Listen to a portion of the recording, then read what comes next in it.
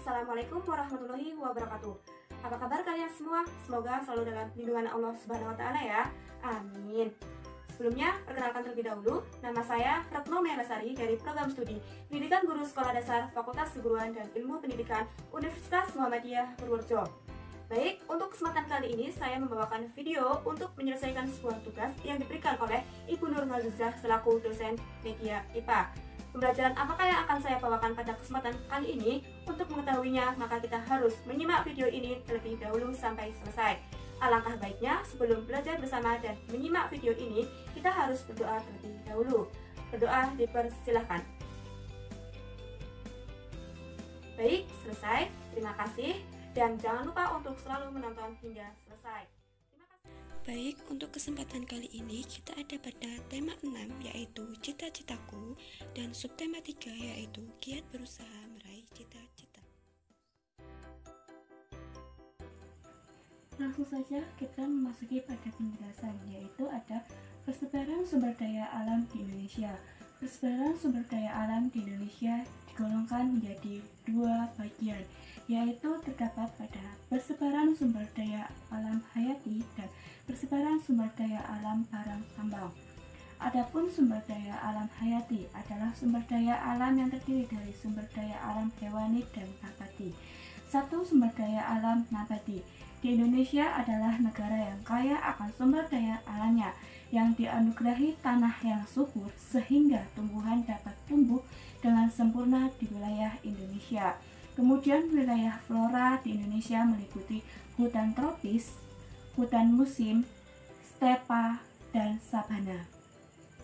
Kemudian yang kedua ada sumber daya alam hewani. Pada umumnya wilayah persebaran fauna di Indonesia dibagi menjadi 3 wilayah, yaitu ada wilayah Indonesia bagian barat, selanjutnya ada wilayah Indonesia bagian tengah, dan yang terakhir ada Indonesia bagian timur.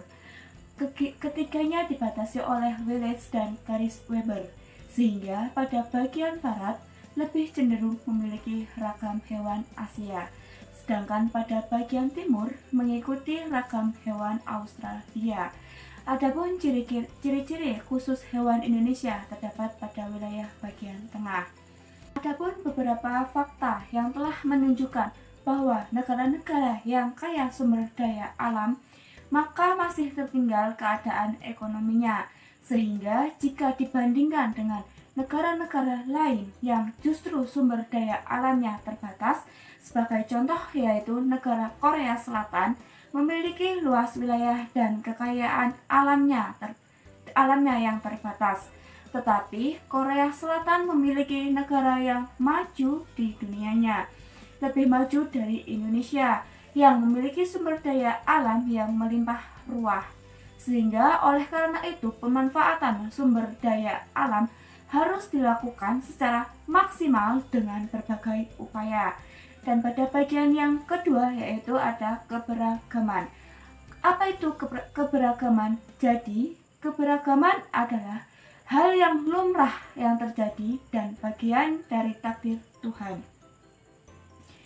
Keberagaman ini mencakup pula karakteristik masing-masing individu, sehingga yang bisa kita jumpai di lingkungan tempat tinggal. Keberagaman ini pada dasarnya tak bisa kita ubah, namun dipandang dengan bijaksana, maka memberikan manfaat yang sangat luas bagi kehidupan kita. Adapun berikut ini contoh dari 5 keberagaman karakteristik individu di lingkungan tempat tinggal kita beserta manfaatnya, yaitu yang pertama ada keberagaman karakteristik kelamin. Jadi, ada jenis kelamin wanita dengan ada jenis kelamin pria. Manfaatnya yaitu untuk saling melengkapi tugas masing-masing. Adapun pria yang fisiknya lebih kuat sehingga bisa bekerja keras. Adapun wanita bisa berperan membantu menyiapkan makanan dan lain sebagainya untuk seorang pria. Jadi kaitannya antara wanita dengan pria yaitu saling bantu-membantu atau bahu-membahu. Dan pada contoh yang kedua yaitu ada keberagaman karakteristik kemampuan akademik. Jadi setiap individu memiliki kemampuan akademik yang berbeda-beda. Ada orang yang sangat pandai dengan matematikanya, dan ada orang yang sangat pandai dengan seni, dan mungkin yang lain pandai dengan bahasanya maupun ilmu pengetahuan alamnya. Sehingga semua kemampuan yang beragam ini pun akan saling melengkapi dalam kehidupan sosial, dengan contoh yaitu saling bantu-membantu antara satu individu dengan yang lainnya.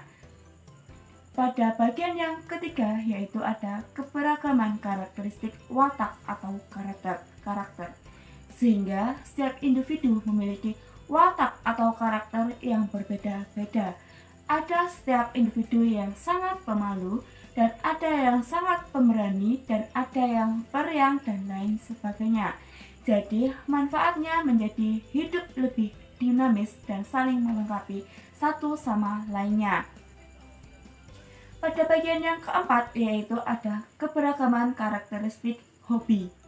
Jadi setiap manusia memiliki hobi yang sangat berbeda-beda. Ada orang yang hobi dengan filatelinya, ada yang hobi dengan memasak, ada pula yang hobi bernyanyi. Jadi setiap manusia memiliki hobi yang berbeda-beda, namun semua hobi yang beragam ini tentu sangat bermanfaat dan membuat hidup manusia lebih semarak dan saling bisa membantu, karena antara hobi satu dengan hobi yang lain dapat ada manfaatnya tersendiri. Dan contoh keberagaman yang kelima yaitu ada keberagaman karakteristik usia. Jadi setiap individu tumbuh dari bayi hingga beranjaknya ke usia dewasa ataupun lansia dengan bertambahnya usia yang tambah. Dimaksud yaitu ada yang masih kanak-kanak, ada pula yang masih remaja, ada pula yang tumbuh menjadi dewasa, dan yang terakhir akan menjadi manula atau lansia. Sehingga keberagaman usia ini dapat menyebabkan keragaman kemampuan pula yang manfaatnya tentu agar bisa saling melengkapi antara satu sama lainnya. Jadi pada bagian berikut ini yaitu sesi tanya jawab. Untuk mengetahui atau memahami materi yang tadi hingga kita benar-benar paham, maka kita contohkan dengan adanya soal dan pembahasan. Langsung saja kita memasuki pada soal yang pertama, yaitu tadi telah disebutkan bahwa persebaran sumber daya alam di Indonesia digolongkan menjadi dua bagian, yaitu apa saja? Ada yang tahu? Ya, tepat sekali. Jadi, persebaran sumber daya alam di Indonesia digolongkan menjadi dua bagian, yaitu diantaranya persebaran sumber daya alam hayati dan persebaran sumber daya alam barang tambang. Langsung saja kita memasuki pada soal yang kedua, yaitu ada wilayah flora di Indonesia meliputi dari beberapa hutan.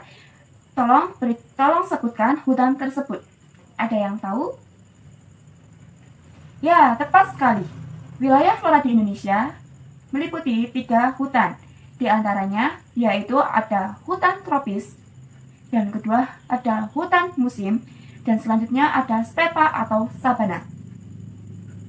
Pada soal yang ketiga yaitu ada sumber daya alam hewani. Pada umumnya wilayah persebaran fauna di Indonesia dibagi menjadi 3 wilayah. Sebutkan wilayah yang dimaksud tersebut.